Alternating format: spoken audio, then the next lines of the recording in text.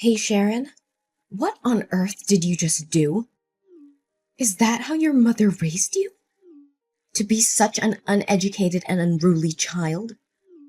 How dare you throw away the entire dinner while your husband's family was eating? And then you had the audacity to storm out and slam the door, ignoring my calls. Oh, really? So what's the big deal? I went to the market alone, cooked, and prepared that entire dinner. Do you and your daughter not have any helping hands? If I don't like it, I just throw it away. And if you're not satisfied, then next time go ahead and cook for yourself. You ill-mannered daughter-in-law! How dare you act that way? Don't you have any respect for your mother-in-law and your sister-in-law? Just wait until your husband comes home from work. I will tell him to teach you some manners. And I'll make you pick up the food you threw in the trash and apologize to me. If you want others to respect you, you should show respect to them first. I worked so hard to cook dinner for you, but how did you treat me? I simply went upstairs to the bathroom for a moment to get rid of the food smell. And by the time I came back, you and Freya had already devoured almost everything. When I sat on the table, every time I touched something, you would quickly snatch it up and pile it onto your and Freya's plates. Is that how you show respect? I didn't want to see the food I worked so hard to cook being eaten by disrespectful people. So what's wrong with throwing it away? Hey, why should I respect you? You're just a lowly daughter-in-law. I have never encountered anyone as rude and insolent as you. It's your responsibility to cook for your husband's family. Something you ought to do. Since when do I have to feel grateful to you for that? You better come back here and prepare another meal for me right now. Don't even think about it. I won't tolerate this any longer. Ever since you and your daughter moved into my house, you have disrupted the peaceful life that my husband and I had. Today, if you want, we can settle everything, and then you can move out of my house. Why are you talking like that? You make it sound as if the entire family is ganging up on you. Besides, this is my son's house. It's not you who works hard to pay the mortgage, so you have no right to kick me out of this house. Oh, is that so? It seems like your son doesn't trust you enough to share everything with you. Well, we have a lot to discuss then, starting with your precious daughter. What's wrong with my daughter? Ever since your daughter moved here, various items from my room have gradually gone missing. Clothes, jewelry, cosmetics, they've all disappeared. No matter how many times I caught Freya rummaging through my things, she never listened to me. I made it clear that they were for my personal use, and if she wanted to borrow something, she should at least ask for permission. But even when she did use them, she never bothered to put them back in the proper place. Clothes were never washed and returned to me. Cosmetics were left open and spilled, and jewelry was rarely seen again. Oh, don't blame my daughter. It must be because you didn't take care of your things properly, so they got damaged. It's unreasonable to blame her. Besides, this house was purchased by my son, which means everything in this house belongs to him. Why should my daughter ask for your permission to do anything? Now I understand how Freya became so entitled and arrogant. It seems like you've taught her well. What do you mean by that? Are you criticizing me for not being able to raise a girl properly? Let me tell you, my daughter is a good, gentle, and beautiful girl, and my son is intelligent and talented. Both of my children are exceptional, unlike you. You're just selfish. And let me tell you, your belongings aren't even worth my daughter's attention. What has Freya used to ruin your precious cosmetics and bring down her level? Exactly. They're just worthless junk to you, right? In that case, you should be willing to compensate me for those items on Freya's behalf, shouldn't you? The broken cosmetics alone were worth $1,000. And the jewelry and clothes she took from me, which were left dirty and torn, amounted to $4,000. So in total, it comes to $5,000. Huh, is that all? It's just a few measly coins. Yet you're making such a fuss about it. Just wait until my son comes home. I'll make sure he pays for everything. Mom, don't be so hasty. I haven't finished yet. You're aware that I've been losing money at home lately, right? I've been observing for a few days now, and the culprit happens to be your beloved daughter. What? What are you talking about? My daughter would never steal from anyone, so stop making up stories about her. I can't believe you would stoop so low as to tarnish my daughter's honor and dignity. Mom, don't deny it so quickly. Of course, when I make such accusations, I have concrete evidence to back them up. I've placed a hidden camera in my bedroom and captured clear footage of your daughter rummaging through my purse, happily counting the money. But it seems she forgot to return my wallet or something, as she took it and left the room. So now I kindly remind you to return that money to me, or I'll have no choice but to submit the video to the police and let them handle it. What? How dare you put a camera on my daughter? Besides, you and Freya are sisters-in-law. It's just that when she's in dire need of money, she borrows some from you. Why do you have to exaggerate it? All right, let's consider it as Freya borrowing money from me. So is it time for her to repay now? Over the past 2 weeks, Freya sneaked into my room and took money a total of 7 times. The amount she took adds up to $9,000. Along with the compensation for my belongings, Freya owes me a total of $14,000. Just $14,000? So you're treating your sister-in-law like a criminal? I deeply regret marrying you and having you as the daughter-in-law of this house. You're so uneducated and disrespectful. So you think your daughter is educated when she steals from others? How dare you raise your voice at me like that? Mom, please calm down. Save your breath because the best part is yet to come. Now, it's your turn. What about me? What did you do? Do you remember a week ago when I bought some tonics and supplements for my mother to take to the hospital? But when I went back to the kitchen to prepare chicken soup for her, I found that those potions had expired. So what? I told you it wasn't me. Are you blaming me again? I don't know anything about drugs. Maybe the pharmacist tricked you. And now you're accusing me of swapping your drugs?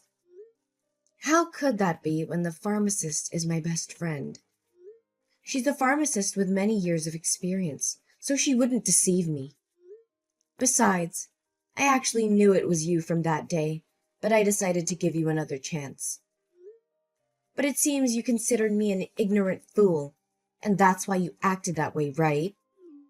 I told you, I don't know anything. Oh, really? But the camera in the living room tells a different story. You probably didn't know that I also installed cameras in the living room and kitchen, did you? I saw you swapping those potions with something else. Well, go ahead and do that. So what? You always only care about taking care of and buying things for your biological mother, using the hard-earned money of my son. Yet you never ask or buy anything for your mother-in-law and sister-in-law, who are right next to you every day. Making a big fuss over a few potions? That's disgusting. So why didn't you tell me and keep doing these impolite things? Not to mention you've been ordering online recently, but the delivery address is my company? Well, you just have to accept it on my behalf. What's the problem? It affects my work progress. Moreover, you don't pay for those orders in advance. So every time I receive the goods, I have to pay for you. But you never pay me back. Huh! I shouldn't have expected gratitude from you. There's never anything left to be repaid. But things are different now. The total amount I've paid for your online orders is $7,000. Along with the swapped out tonic, It adds up to $8,200. Don't deny it. I have already recorded the details of each order's value and the order numbers. If you want, I'm willing to sit down and discuss this with you. You? How dare you demand repayment from your mother-in-law like that? I haven't finished yet. A few months ago, you borrowed $50,000 from me for some other investment. Now, it's time to repay that. However, since you are still my mother-in-law, I won't charge you any interest. So the total amount you owe me is $58,200. I accept cash or bank transfer. What kind of daughter-in-law dares to claim debts from her mother-in-law and sister-in-law like this? What's wrong with that? If you borrow money, you have to pay it back. It's the natural law of life. I'm not a fool or a servant who spends all day earning money for you to squander it like that. I will tell my son about this. You won't get away with it. I'll call him right now. I'll make sure he divorces you and kicks you out of this house. Ooh, I'm so scared. Who are you trying to intimidate? Go ahead. Call your beloved son, so I don't have to waste time listening to his pleas. I've already prepared the divorce papers. As soon as your son signs them, we'll never have to see each other again. What have you done to my son that he doesn't dare to divorce you like that? Did he really say I have to give in to you a little? Don't think that just because my son loves you, you can treat me however you want. My son is handsome, intelligent, and talented. I can find him a much more obedient and gentle wife than you. A wife like you is unacceptable. Can't he get a divorce? Fine. I'll file for a divorce myself. Huh. Does he love me? Are you joking? He claims to love me but lets my mother and sister bully his wife without standing up for her. He's nothing but a coward. Looks like he hasn't told you the truth yet, has he? Well, let me enlighten you. The truth? What are you talking about? Your precious son, the one you're always proud of, has been leeching off his wife since 4 months ago. What are you saying? Who's leeching off whom? Nonsense! He's been unemployed for the past 5 months. Whenever he applies for a job at the office, he gets fired within a week due to his incompetence, causing harm to the company. As a delivery man, he complains about being tired, ashamed, and shy. So, for the past few months, he pretends to go to work to avoid suspicion. But in reality, he doesn't bring home any money. He has even become addicted to gambling, spending all his time at the casino. What? Are you serious? No, you must be joking. Business trips. Huh! He's been gambling at the casino and lost all his money, so they won't let him back. He called me for help, but what you did today was the last straw. I won't help him anymore. If you truly love your son, you should find a way to save him from that situation. What about the house? I've been solely responsible for paying the mortgage installments, and my parents have also helped.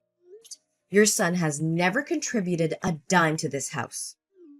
No, I can't believe this.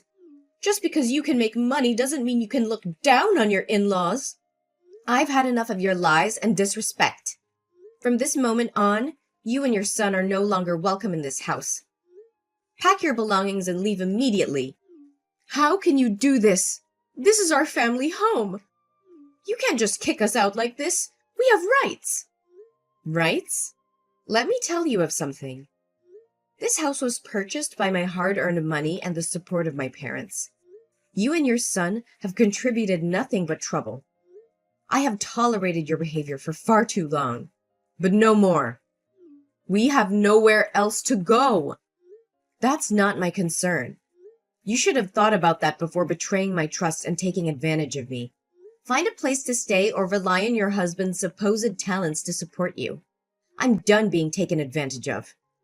You'll regret this, Sharon. Mark my words. I highly doubt that. Goodbye, Judy. Your presence is no longer welcome in my life or in this house.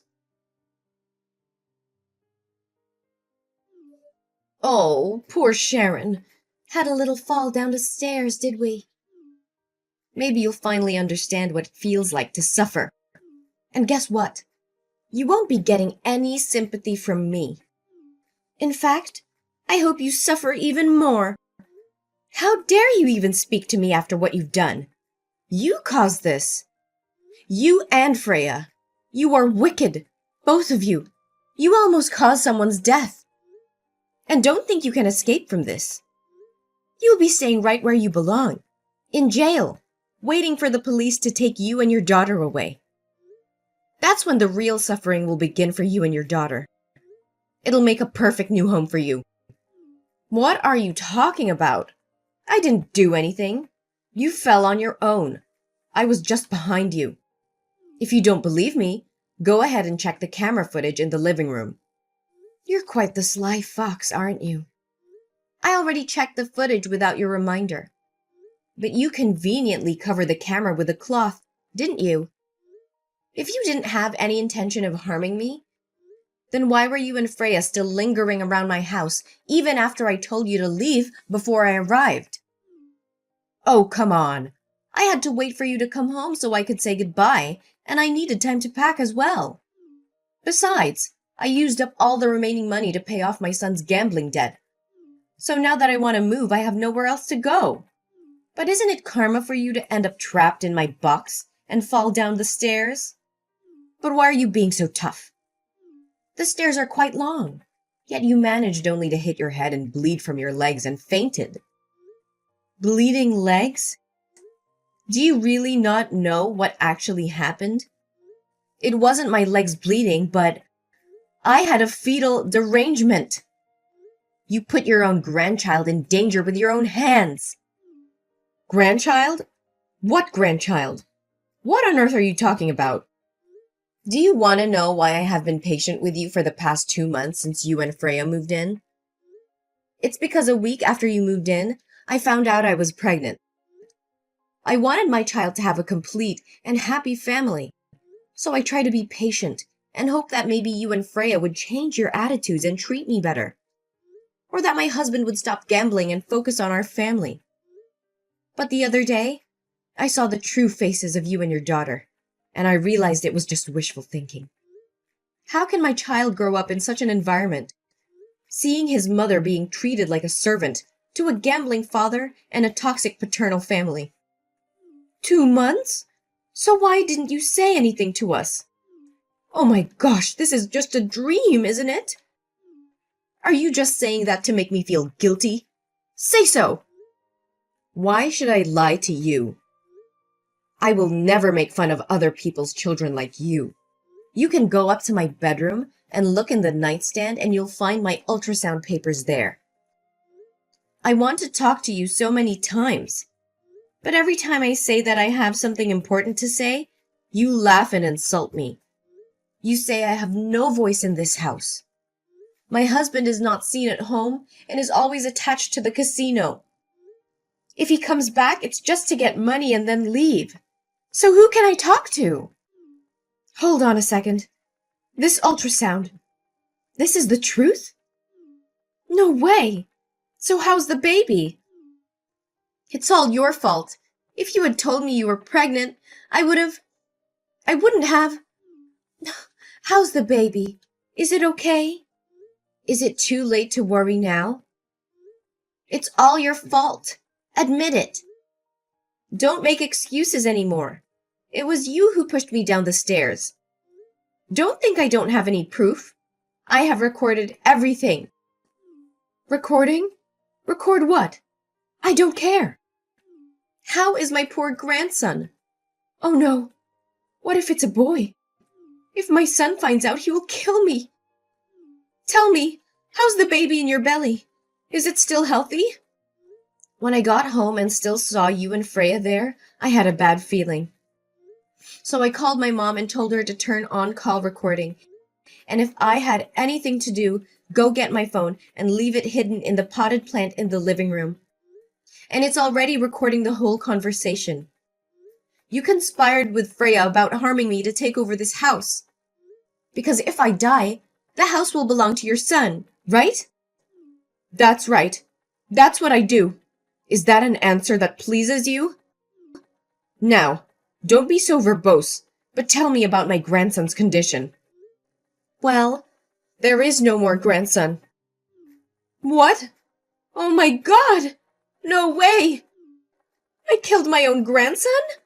How could that be possible? That's right.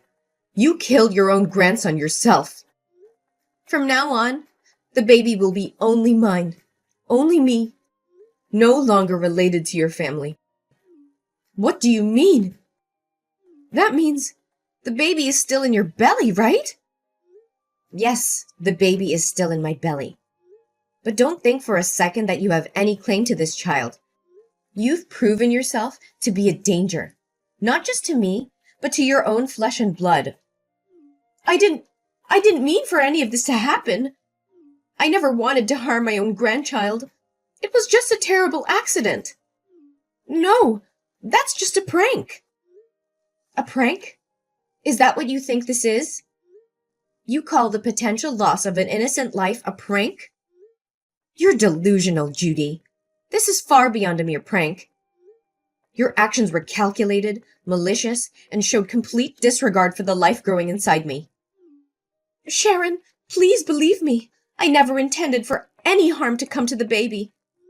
Save those words for the court. I have already reported you to the police for intentional harm and endangerment.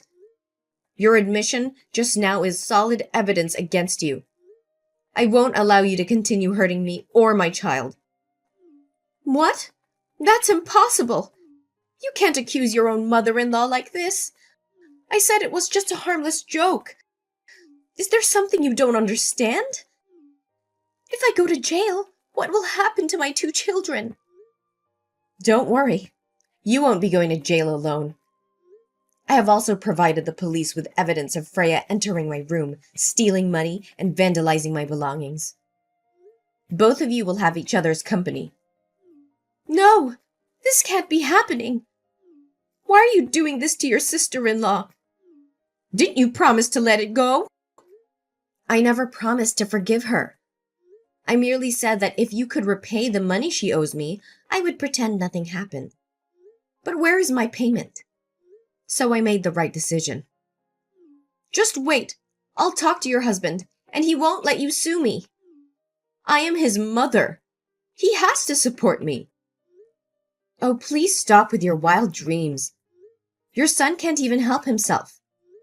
He lost all his money again, and now he's being held by the casino until someone comes to bail him out. But what will happen now?